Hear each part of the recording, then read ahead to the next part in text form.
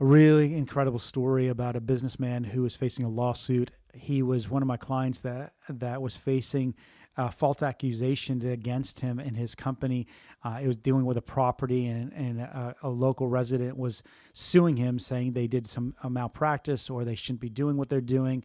And this business guy continued to have his attorneys fight for him, but a lot of times they do bribes in this particular nation. There's a lot of bribes that are going on, and so one of the things that was happening was that he wasn't aware was this person that was suing him was giving the judge and some of the attorneys bribes to try to get the case to move forward and to try to get these things approved.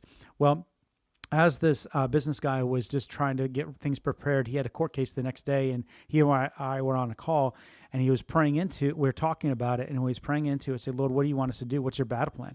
And here's the Lord say, don't go to the court case.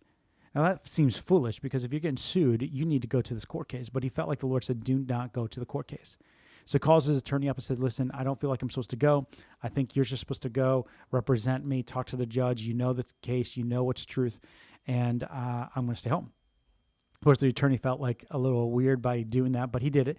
He went there, and as he got to the court case, or he got to the hearing, he sat there for about 20 minutes as the judge is talking to these other attorneys and these other people, just waiting for him to come and talk to him. Well, finally he goes up and says, can I ask what's going on?